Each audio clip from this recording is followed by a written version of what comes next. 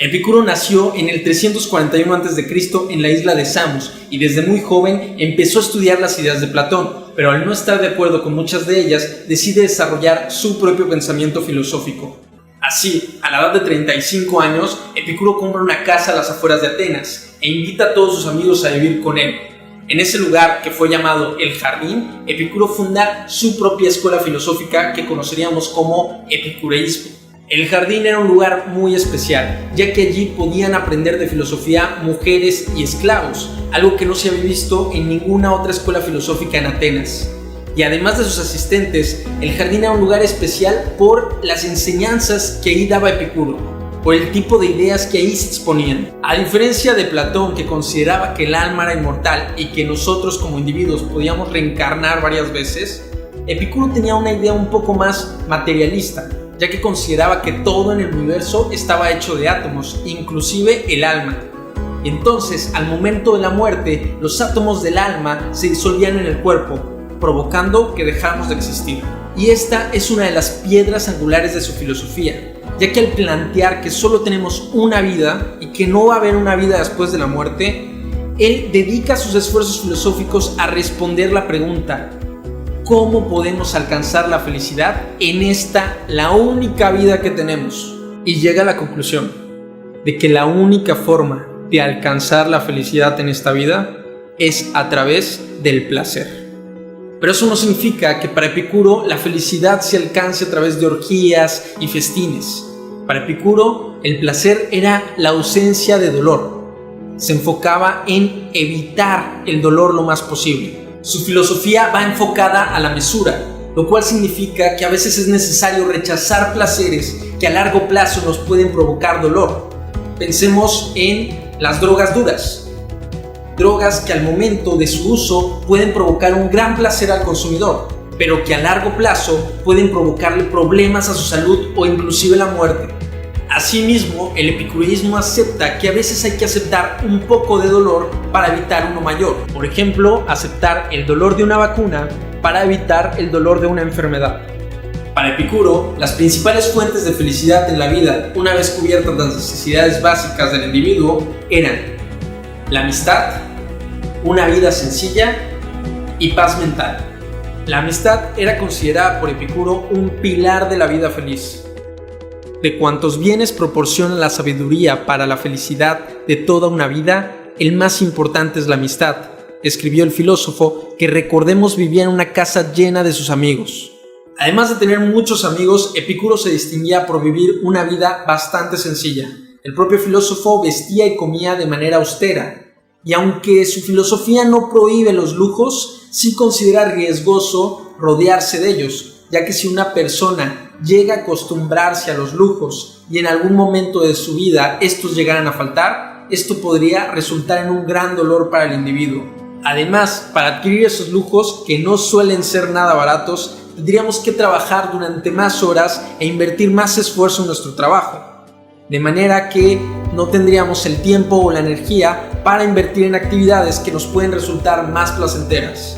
Su lógica es que el que necesita menos, trabaja menos y puede disfrutar más. Asimismo, Epicuro consideraba importante que buscáramos la paz mental a través del estudio, la reflexión y la meditación, y creía que uno de los principales enemigos a vencer para conseguir la paz mental era el miedo, y para ello recomendaba el tetrafármaco. 4 conclusiones para tener una mayor paz mental. Número 1. No temas a los dioses.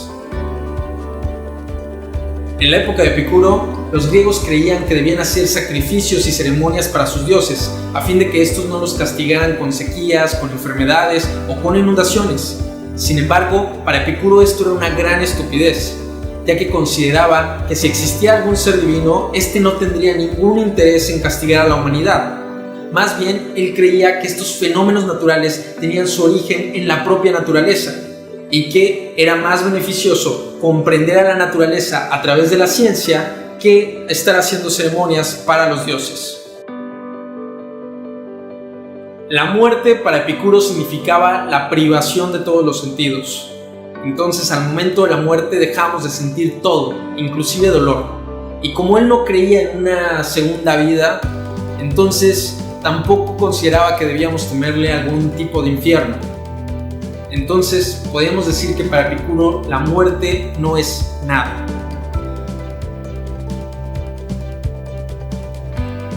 Tres, lo placentero es fácil de conseguir. El filósofo consideraba que las cosas buenas de la vida eran realmente fáciles de conseguir. Un vaso de agua potable, un pedazo de pan, un lugar limpio para dormir, la compañía de nuestros seres queridos.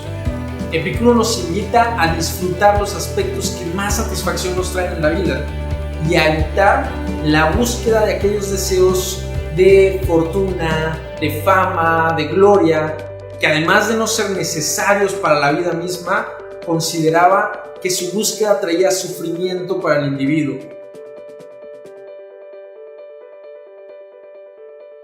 4. Lo doloroso es fácil de soportar. El filósofo creía que todo dolor es pasajero y soportable, de modo que cuando enfrentamos una situación que nos genera angustia o dolor, lo único que debíamos hacer es recordar que esa situación no será permanente y por lo tanto no debemos temerle. Epicuro nos invita a examinar nuestras vidas y a preguntarnos ¿qué es lo que realmente me hace feliz? Y quién sabe, tal vez a través de este análisis logremos encontrar la felicidad detrás de aquellos pequeños placeres de la vida.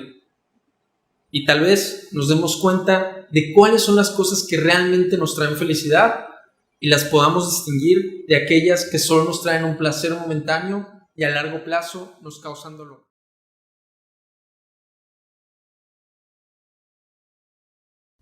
Si eres de los que han seguido por años la serie Futurama, recordarás al robot hedonista. ¿Pero alguna vez te preguntaste qué representa y cuál es la crítica que se esconde detrás de su cuerpo obeso y dorado?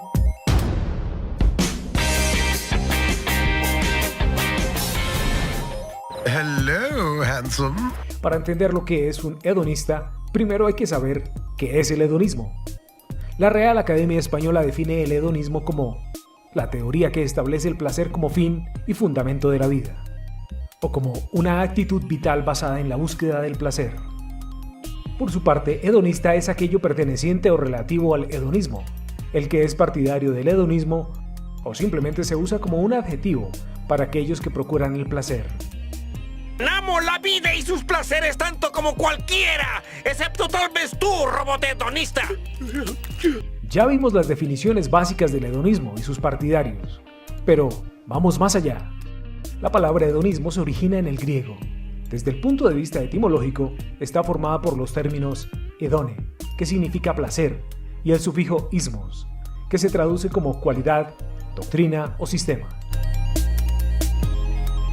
El impulsor del hedonismo fue Epicuro de Samos, un filósofo griego que vivió entre el 341 y el 270 a.C., y cuyo legado fue la doctrina del hedonismo racional, cuyo propósito era la búsqueda del placer de los sentidos. Eso sí, una búsqueda dirigida por la prudencia y evitando los excesos. Para Epicuro, el ser humano debería procurar el placer como una manera de evadir el dolor. En esta filosofía, los placeres del cuerpo son tan importantes como los del espíritu, y ambos deben satisfacerse hasta llegar a un estado de bienestar. No me disculpo por nada. Epicuro aseguraba que los mitos religiosos amargan la vida de los hombres, y han sido precisamente las religiones las que por siglos han calificado de pecaminoso todo lo que tenga que ver con la obtención del placer. Maravillosamente decadente. Pero atención, Epicuro era claro en el asunto. Una persona solo puede ser feliz y libre de sufrimiento al vivir con prudencia, con seriedad y con moralidad. No me disculpo por...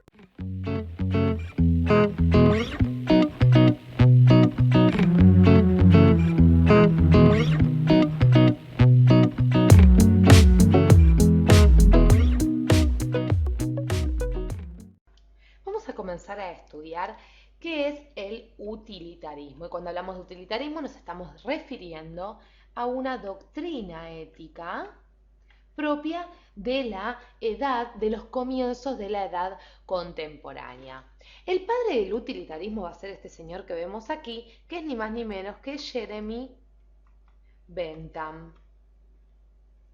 Jeremy Bentham, que nace en el año 1748 y como decíamos va a ser el partero, el creador del utilitarismo. Luego, años después, nace este señor que vemos aquí casi sin pelo, que es ni más ni menos que John Stuart Mill. John Stuart Mill, les cuento que fue un pensador, un economista y un político inglés muy importante que nace en 1806 y que haciendo una revisión sobre la historia de la filosofía va a descubrir la filosofía y las propuestas del utilitarismo que ofrecían esta teoría de Bentham. Entonces él va a reformular el utilitarismo en algunos de sus elementos. Por ende, cuando hablamos de utilitarismo, si bien Bentham es el padre, el partero, el creador del utilitarismo, John Stuart Mill va a ser el representante más importante. De hecho, para que ustedes se den una idea, Stuart Mill, como vimos, nace en 1806 y muere en 1873. Y entre estos años, Inglaterra estaba pasando, se quiere, por un periodo de esplendor con la era victoriana. Recordemos la reina Victoria, que es coronada en 1837 y que había convertido a Inglaterra en una potencia hegemónica. Entonces, muchos historiadores de la filosofía consideran que también estos elementos han ayudado a que en Inglaterra se cree este tipo de doctrina ética. Pero claro está que para poder comprenderla tenemos que ir directamente a estudiarla. Y vamos a estudiar lo que nos dice John Stuart Mill en su obra más importante, su obra ética, llamada El utilitarismo. Bien básico el nombre que le ha puesto. El utilitarismo es una obra que es publicada en 1863, es decir, unos años antes de su muerte. Entonces, en esta obra podemos delimitar, o si una vez que la leemos y que la estudiamos, podemos afirmar sin lugar a dudas que el utilitarismo es una doctrina ética, como decíamos, que considera que la finalidad de la acción humana, fin de la acción, que la finalidad, como decíamos, de la acción humana y sobre todo la felicidad que se consigue, claro está, a través de estas acciones que realiza el hombre, está vinculada a la realización de acciones útiles. Está vinculada a la realización, como decíamos, de acciones, y atentos con este concepto, útiles. Repasemos entonces que el utilitarismo es una doctrina ética que considera que la finalidad de la acción humana y sobre todo la felicidad que se consigue a través de estas acciones está vinculada a la realización de acciones útiles. Es decir, ¿es bueno, nos dice Stuart Mill? Es bueno lo que nos es útil para ser felices. Es bueno lo que nos es útil para ser felices. Es decir, prestemos entonces atención al concepto de utilidad, porque este concepto de utilidad, es decir, la utilidad va a ser el criterio, entonces, como estamos viendo, para determinar la felicidad por un lado y las acciones, la finalidad de las acciones morales por el otro. La finalidad de las acciones morales. Vemos así como el concepto de utilidad, por algo recibe ese nombre, la teoría, es clave para poder comprender las premisas básicas del utilitarismo.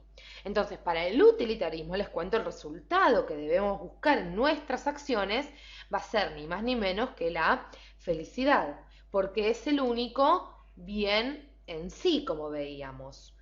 Los utilitaristas, vamos a hacer un espacio, vamos a conservar la felicidad en una esquina. Los utilitaristas dicen que hay que lograr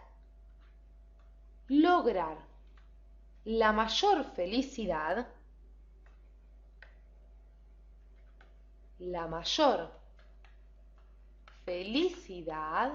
para el mayor número de personas. Para el mayor número de personas posible. Es decir, nuestro actuar, vamos a explicarlo de esta forma para que lo podamos comprender. Nuestro actuar, nuestras acciones involucran a otros y siempre debemos tener esto en cuenta, que cuando yo actúo estoy también influyendo sobre la conducta de mi prójimo. La felicidad del otro, nos dice Stuart Mill, es tan importante como la mía. Entonces, el utilitarismo va a sostener que se debe considerar el bien de la mayoría siempre, es decir, hay que tener siempre en cuenta que hay que lograr la mayor felicidad para el mayor número de personas posible. Pero atención a esto, porque el utilitarismo dice que para determinar si una acción es moral, se debe calcular las consecuencias buenas y malas que resultarán de esta acción. Se deben calcular las consecuencias de toda acción, es decir, las consecuencias malas o buenas de la acción que quiero realizar. Si lo bueno supera lo malo, nos dicen los utilitaristas, entonces la acción es moral.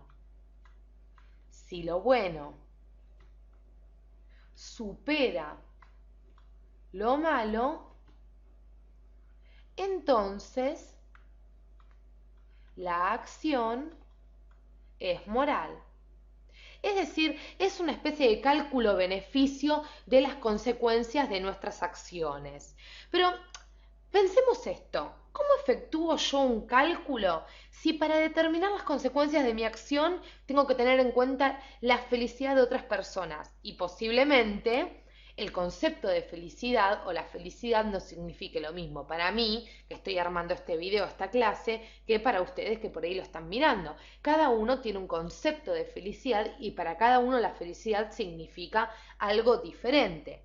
Entonces, la respuesta que van a dar los utilitaristas ante este dilema es que, si se quiere, la respuesta, mejor dicho, la vamos a encontrar si nos damos cuenta que no se trata de contribuir a la felicidad,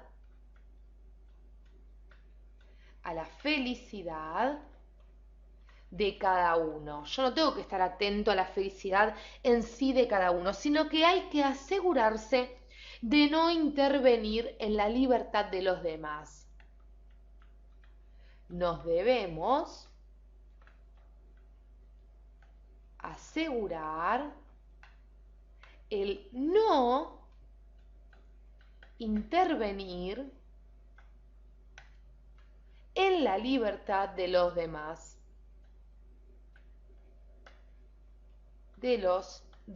Vamos a ponerlo así para que ustedes puedan tomar nota. Es decir, lo útil pasa a ser lo que en ese cálculo que yo hice brinda mayor libertad al mayor número de personas. Esto es básicamente la teoría o la doctrina ética utilitarista. Espero que la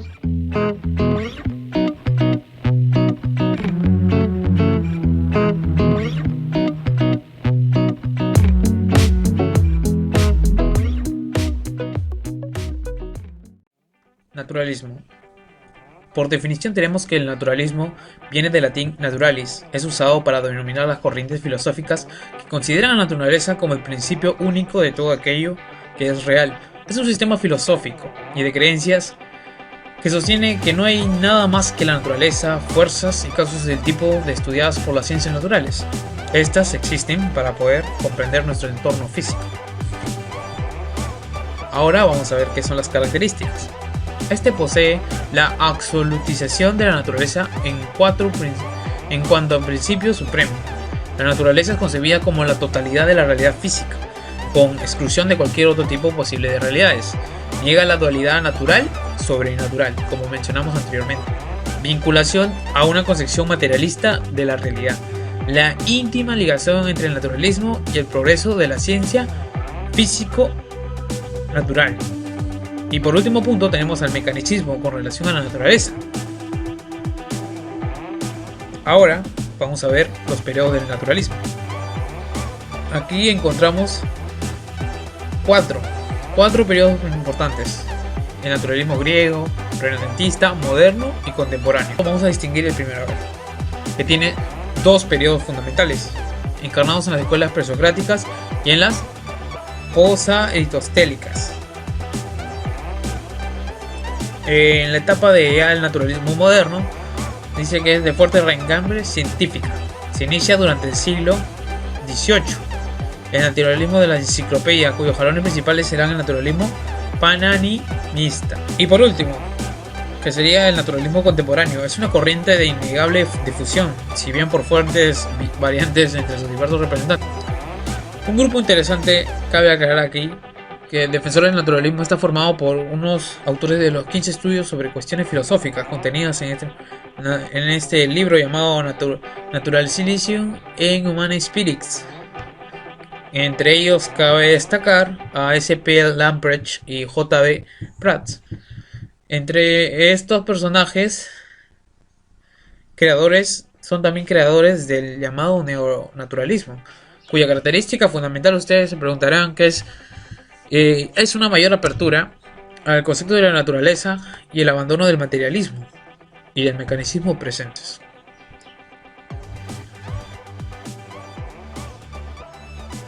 Ahora damos a continuación las manifestaciones del naturalismo y sus representantes. Dentro del naturalismo vemos que esto tiene distintas manifestaciones, sobre todo en las obras literarias y en las artes plásticas, y sobre todo no debemos olvidarnos de la filosofía.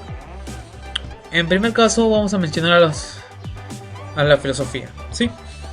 Sus intereses no se limitan a la ecología, ya que expresa una profunda admiración por los avances tecnológicos y en general por cualquier actividad del ser humano.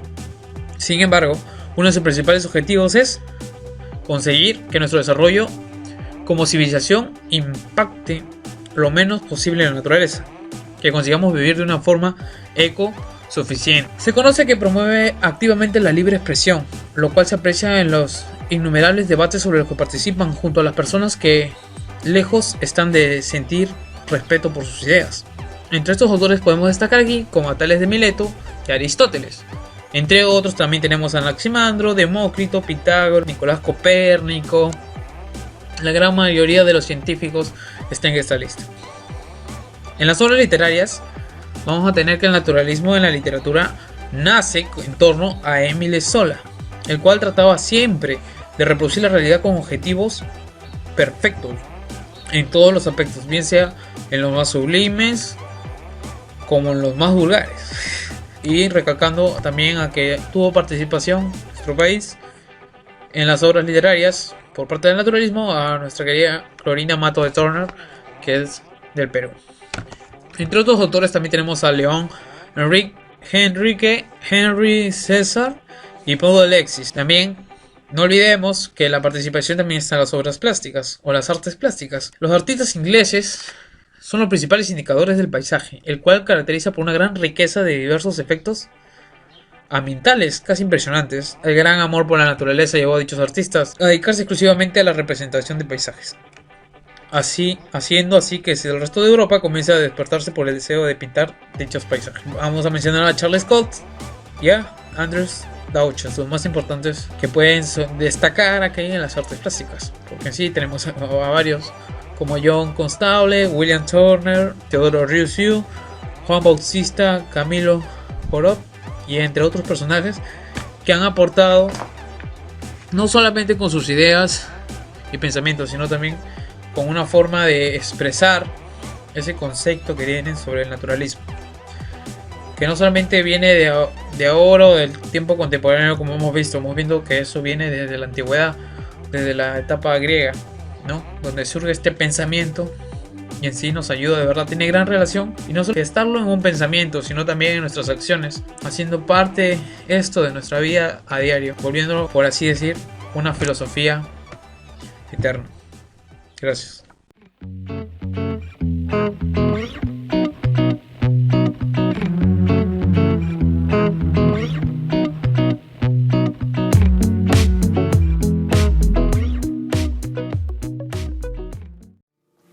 Vamos a hablar de ética dialógica o de la ética comunicativa o del discurso propuesta por Habermas y por Apple principalmente, con otros representantes en España como Adela Cortina, pero principalmente por ellos dos. ¿Cuál es la propuesta que hacen, la propuesta ética que hacen Apple y Habermas?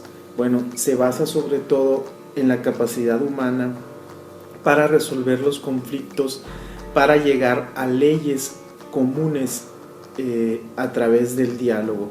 Es decir, si las leyes éticas nos van a regir a todos, si las leyes morales rigen a toda una sociedad, y de ahí surgen las leyes aplicadas ya positivamente a través del derecho, estas leyes tienen que tener un origen consensado, es decir, un origen en el consenso, en el común acuerdo de los sujetos a quienes van a afectar esas leyes.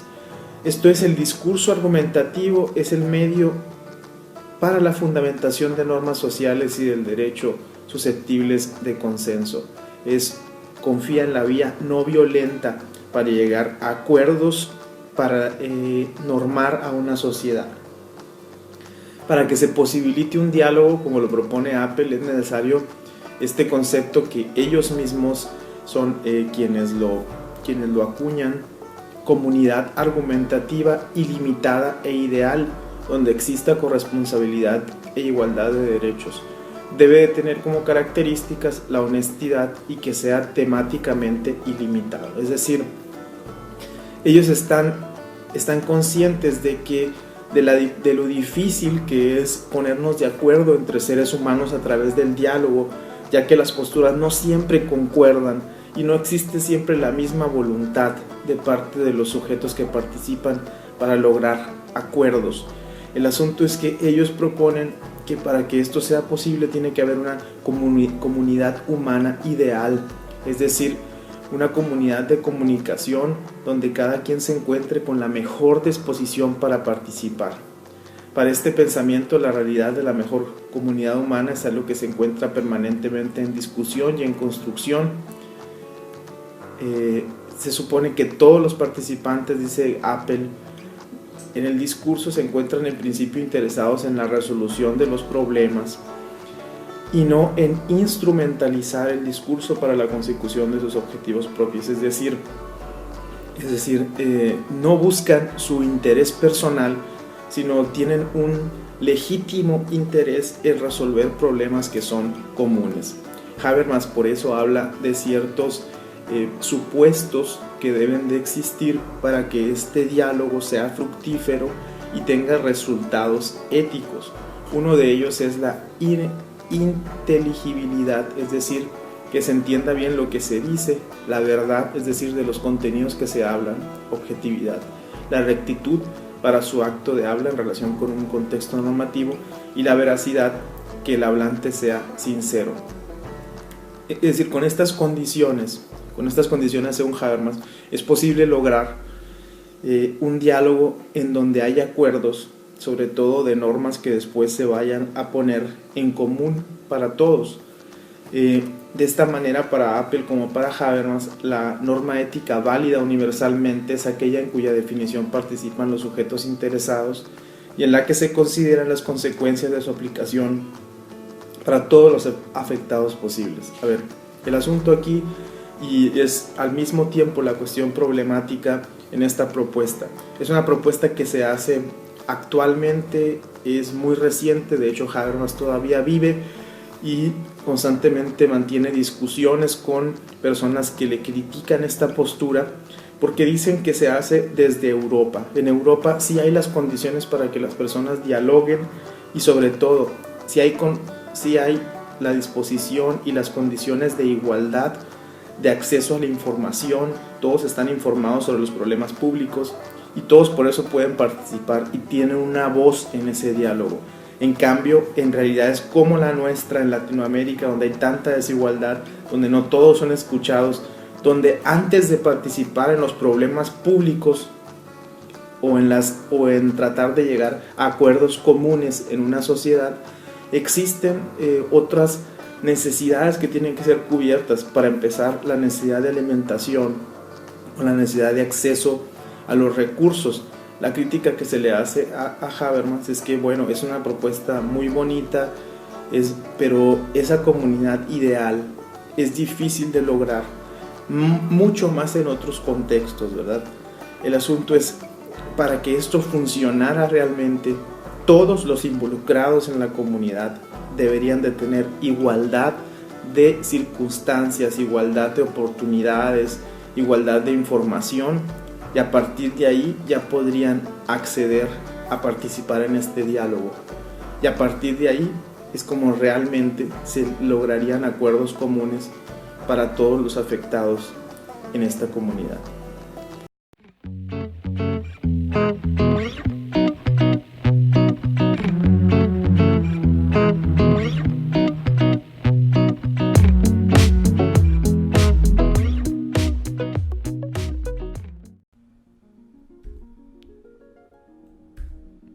Jean-Paul Sartre, y sí, le voy a decir Sartre y no Sartre, fue un filósofo francés que vivió entre 1905 y 1980 y es considerado uno de los principales exponentes del existencialismo.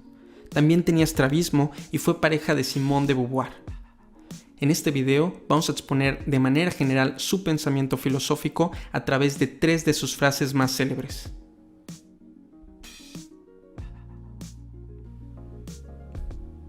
Imaginemos que has decidido construir una silla. Antes de construir esa silla, tú tienes muy claro su propósito. Pase lo que pase, debe servir para sentarse. Ese propósito es su esencia. Después, construyes la silla y ahora esa silla existe en el mundo. Para Sartre, las sillas y cualquier otra cosa que careciera de conciencia era lo que él llamaba un ser en sí. Sin embargo, Sartre consideraba que el ser humano, a diferencia de una silla, tiene conciencia y por lo tanto es un ser para sí, un ser indefinido que se construye a partir de sus decisiones y sus actos. Sartre es ateo, por lo cual considera que no hay un Dios que nos haya creado. Para él, la vida del ser humano no tiene ningún propósito predefinido por algún poder superior. Las personas no vienen al mundo con una misión.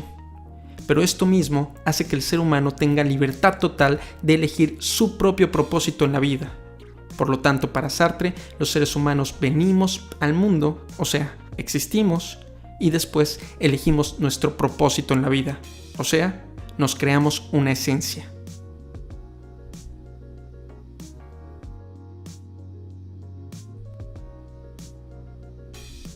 Para Sartre, ningún Dios, gobierno o sociedad debe decirte cuál es tu propósito en la vida, sino que tú eres libre de decidirlo por ti mismo. Sin embargo, esta libertad también es una condena, ya que la libertad produce angustia.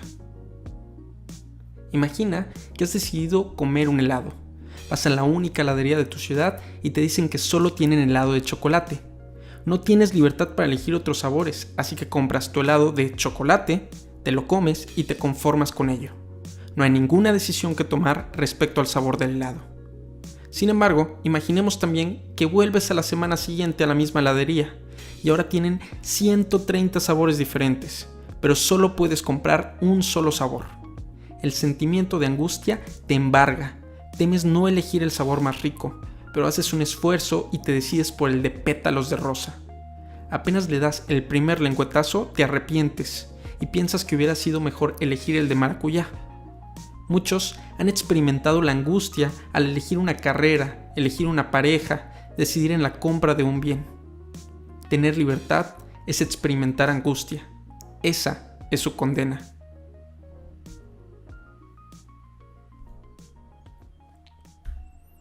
A pesar de que la filosofía sartreana es una filosofía de libertad, también concede que hay factores sobre los que no tenemos libertad de elección. No elegimos nacer en cierto país, no elegimos el sexo con el que nacemos ni la familia que nos cría. Sin embargo, en cierto momento de nuestras vidas tenemos la libertad de decidir por nosotros mismos qué es lo que haremos con lo que han hecho de nosotros. Sartre nos invita a ser conscientes de nuestra libertad y a ejercerla con responsabilidad. Hay cierta facilidad en obedecer ciegamente a una religión, a un gobierno o a un sistema económico. El que obedece ciegamente no tiene que pensar, solo obedecer. Por eso limitarse a obedecer es tan cómodo. Sin embargo, cuando verdaderamente nos damos cuenta de que somos libres, empieza lo difícil, ya que debemos preguntarnos a nosotros mismos ¿qué hacer? ¿Qué hacer con esta libertad? Sartre nos invita a lidiar con esta pregunta y con la angustia que la acompaña. Nos reta a construirnos a nosotros mismos sabiendo de antemano que somos un proyecto que solo terminará con el día de nuestra muerte.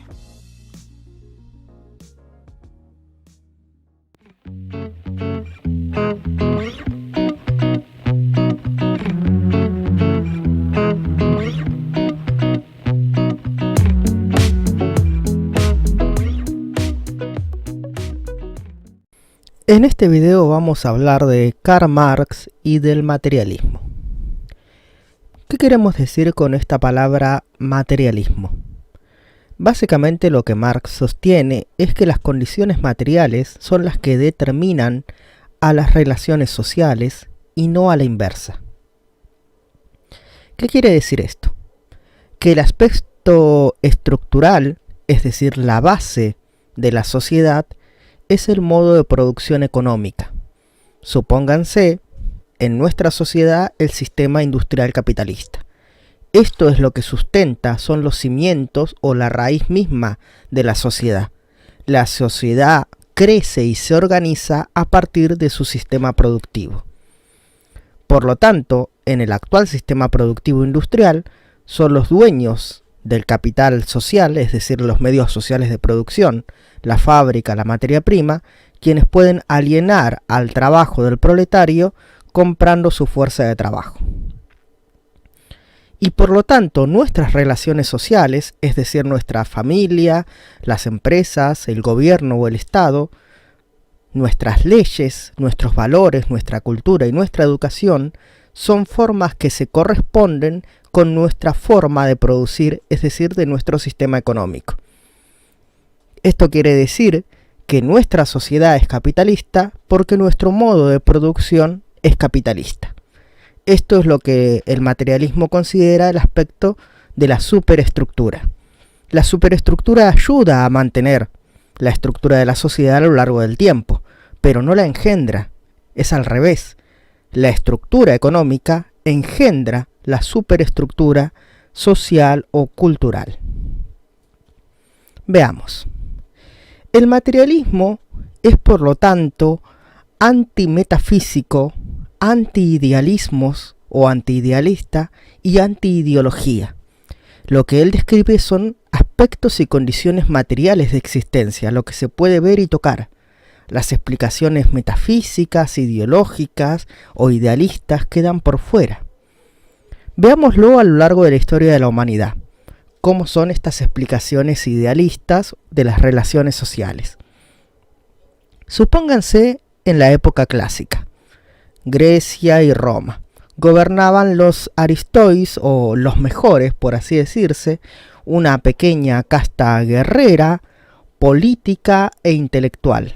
Los más preparados, aquellos que habían leído la Odisea y la Ilíada y la sabían de memoria, los filósofos, los políticos de carrera, y por lo tanto estos eran los que tenían el monopolio de las leyes dentro de la sociedad clásica.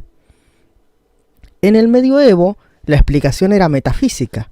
Ya no gobernaban porque eran los mejores, sino que gobernaban en función de una autoridad que era heredada desde el papado hacia las clases nobles y lógicamente venía de la escritura o del cielo, por así decirse. De ahí que los nobles renegaran de esta autoridad papal y no querían ser coronados por el papa porque esto implicaba su subordinación al sistema eclesiástico. Es decir, que estas explicaciones invertían la ecuación. Creían que el gobierno de una sociedad, sus leyes, su estructura, su organización, devenían de sus valores o de sus ideas y no del aspecto material.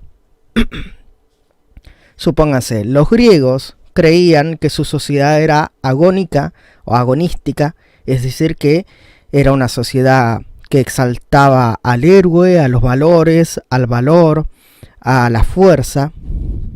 Y la sociedad del medioevo era una sociedad con valores profundamente cristianos. Y creían que estos valores, estas ideas o estas ideologías metafísicas, eran lo que regían su orden social. En la Edad Moderna tenemos algo parecido. Ahora no nos rigen valores metafísicos, pero sí nos rige el liberalismo político, la democracia, el liberalismo económico, la ciencia. Tenemos nuestras formas de gobierno representativa, nuestra libertad de expresión. Y si todo esto no alcanzara para gobernarnos o controlarnos a nosotros mismos, siempre queda el ancho de espada y el ancho de basto. Es decir, todo esto para Marx es falso. Todo esto es lo que se puede llamar ideología o un falso argumento. Siempre fueron las condiciones materiales lo que definía quiénes gobernaban dentro de una sociedad. Los griegos no gobernaban porque eran más valientes, sus aristócratas o sus guerreros. Gobernaban porque eran los que tenían más esclavos, porque eran los que habían hecho la guerra, habían triunfado y tenían esclavos que producían para ellos. En el medioevo el señor no gobernaba porque era representante del cielo, gobernaba porque tenía a su cargo una determinada tierra, determinado territorio, determinado feudo, y los sirvientes tenían que labrar o producir esa tierra para darle los beneficios al señor. En función de esta condición material es que ellos gobernaban. Del mismo modo, en el sistema industrial capitalista, los ricos tienen poder en función de su riqueza, riqueza que extraen de la producción de los proletarios. Así, los griegos tenían su casta guerrera o su élite, sus hoplitas y después el Imperio Romano sus legiones, que lo que hacían eran expandirse para propiciar mayor mano de obra, es decir, mayor cantidad de esclavos, y también eran utilizados para aniquilar las revueltas de los esclavos, función que los historiadores siempre olvidan. Siempre consideran que los ejércitos eran para hacer la guerra y conquistar territorios, pero sobre todo también era para acallar las sublevaciones internas. Del mismo modo, en la Edad Media tenían su casta de nobleza o sus cruzados o diferentes órdenes. Estos nobles eran nobles, guerreros y cristianos que protegían las tierras del Señor, cobraban los impuestos por labrar la tierra o por los caminos y también se ocupaban de, obviamente, acallar todo tipo de disidencia dentro del feudo. Y del mismo modo, en nuestro sistema moderno tenemos todo tipo de aparatos represivos como ejército, policía, leyes, el sistema jurídico, que también están custodiando férreamente la propiedad privada. Veamos. La típica explicación superestructural de la sociedad es la explicación de Weber. Weber considera que el sistema capitalista, es decir, el sistema que necesita esa acumulación de capital para luego ser invertido y desarrollar la industria, desarrollar la fábrica, había surgido porque una secta protestante, el calvinismo, había considerado que malgastar era pecado y ahorrar era bueno o era moral. Entonces eso es lo que produjo a lo largo de toda la Edad Moderna, entre el siglo XV y el XVIII, la acumulación de capital que propició desarrolló el sistema capitalista. Obviamente la explicación de Marx no va a coincidir con Weber. No se trata de que haya determinadas personas en Inglaterra y en Estados Unidos que consideren que ahorrar es bueno. Se trata de que estas potencias coloniales europeas expoliaron todos los recursos naturales de América Latina, los minerales, de África la mano de obra esclava negra, de Asia también otros productos, y todas esas riquezas fueron llevadas a la metrópoli y de ahí surge o de ahí se explica la gran acumulación de capital que propició, desarrolló el desarrollo del capitalismo industrial en el siglo XIX. No a la inversa. no son los valores cristianos de los calvinistas protestantes los que engendraron el sistema económico capitalista. Es el sistema capitalista quien en todo caso entronó los valores protestantes ascéticos para explicar de que ellos eran buenos empresarios porque eran hombres de familia, que ahorraban, que trabajaban y que no malgastaban y por eso eran ricos. Es decir, es una justificación a posteriori de lo que ha pasado.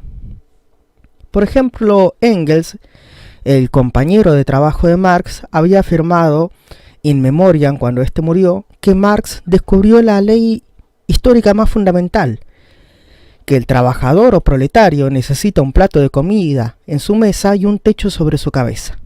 Vamos a ver, ¿por qué un obrero tiene que vender su fuerza de trabajo en el sistema capitalista? Porque necesita sobrevivir, él y su familia necesitan comer, no porque le convenga al sistema capitalista, no porque sea un buen hombre de familia, o un cristiano, o un demócrata, o un liberal que cree que trabajando y con su esfuerzo va a ganarse, o que va a ahorrar y se va a hacer rico. Estos valores son secundarios. Lo que rige el sistema capitalista, es decir, su base estructural y económica, es que este proletario tiene que vender su fuerza de trabajo para poder sobrevivir un día más.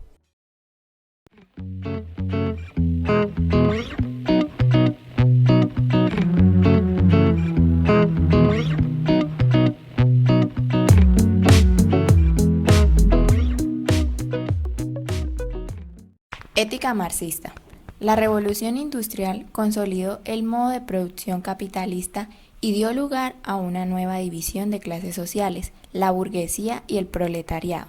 El objetivo de la clase dominante es la acumulación de capital y para ello se sirve de una continua innovación tecnológica y la explotación del proletariado, quienes debían cumplir con largas jornadas de trabajo, recibiendo muy mal trato de sus jefes y poco pago por las labores realizadas. Marx crea una corriente con la que quiere despertar a los hombres, pues según él estaban cegados, siempre conformes ante las injusticias en las que estaban inmersos y con tener que trabajar toda la vida, todos los días. La propiedad privada en pocas manos convierte el trabajo en obligatorio. El hombre trabaja por pura subsistencia, se le arranca el producto de su trabajo, se le mutila la creatividad y su humanidad. Esta situación en la que el hombre se transforma en bestia se supera mediante la lucha de clases que eliminará la propiedad privada y el trabajo alienado. Quizás el filósofo más conocido en los últimos 200 años sea un economista y periodista llamado Carlos Marx. Nacido en 1818 en Trèveres, Reino de Prusia, y muerto en Londres, Reino Unido, en 1883. Su vida fue una constante migración: Berlín, París, Bruselas, Colonia, Londres. Influyó en los pensamientos marxistas los elegianos de izquierda, de quienes Marx tomó la dialéctica como meta. Febres, que determinó su acercamiento al materialismo. Los socialistas utópicos y especialmente Saint-Simon, quienes contribuyeron a su concepto de socialización, y los economistas clásicos que permitieron a Marx una comprensión de la economía política y del funcionamiento de las relaciones de producción de época. Uno de ellos, David Ricardo, quien formuló la teoría del valor. Publicó su crítica de la economía política y más tarde fundó la Asociación Internacional de Trabajadores, conocida como la Primera Internacional. Marx fue el alma de esta organización. Ningún filósofo ha influido tanto en el cambio y progreso de la humanidad como lo hizo Marx, uniendo dos disciplinas, filosofía y economía, volviendo la ciencia. Marx estudió casi exhaustivamente a la sociedad, llegando a la conclusión que para cambiar el mundo hay que estudiar y entender la naturaleza, el trabajo, la gente, la economía y las religiones. La ética marxista procede de la teología, la filosofía, la biología, la economía y la historia marxista. Según la dialéctica marxista, todo el universo, la sociedad, está en un estado de cambio constante. El choque implacable entre el proletariado y la burguesía. Estas, también llamados levinistas, creen que la moral de estas dos clases sociales es totalmente diferente, y cuando el proletariado finalmente destruya a la burguesía, reinará una nueva moral para el nuevo sistema social. La evolución de la moralidad. Nuestro estatus social y económico está siempre cambiando. para comprender las ideas, las visiones y las concepciones del hombre. La conciencia del hombre cambia con cada cambio de las condiciones de su existencia y de sus relaciones sociales y de su vida social. Crítica de la religión. El problema es entender por qué el hombre crea la religión. Marx afirma que el hombre es el mundo del hombre, el Estado, la sociedad. Se hace evidente que la lucha contra la religión es la lucha contra el mundo introvertido cuyo aroma espiritual es la religión. Existe el mundo fantástico de los dioses porque existe un mundo irracional e injusto de los hombres. La miseria religiosa, en cierto sentido, la expresión de la miseria real. También está la lucha de las clases sociales que Marx afirma en el Manifiesto Comunista. La historia de la lucha de las clases sociales siempre ha sido entre la burguesía y el proletariado, que el proletariado es la clase obrera, la trabajadora, la que es mal paga y mal asalariada. En cambio, la burguesía es la clase social cuyos cuales tienen propiedades y capital y son los que le pagan el salario de los proletariados. Él quiere romper con este antisemitismo y por eso crea el Manifiesto Comunista. En la actualidad, en países latinoamericanos se viene hablando de una revolución socialista, hablan de igualdad social para todos. Curiosamente, los países que tratan de dar este vuelco del capitalismo al socialismo son considerados subdesarrollados, al menos en su gran mayoría. ¿Pero esto realmente puede ser una revolución? No se puede hablar de socialismo sin rencores. La ética marxista, que traza los alineamientos que hacen la diferencia entre un gobierno de izquierda y un gobierno de derecha, y al desconocer estos preceptos, los mal llamados socialistas no están exentos de caer en lo mismo que los capitalistas, o más bien los derechistas, que caen a diario en la corrupción. Esta es una degradación del ser humano. Los mal llamados izquierdistas pecan por desconocimiento de estos preceptos, no son tenidos en cuenta. Al fin y al cabo, no podemos hablar de una aplicabilidad de la ética marxista y mucho menos de la revolución social que nos lleva a un verdadero cambio social.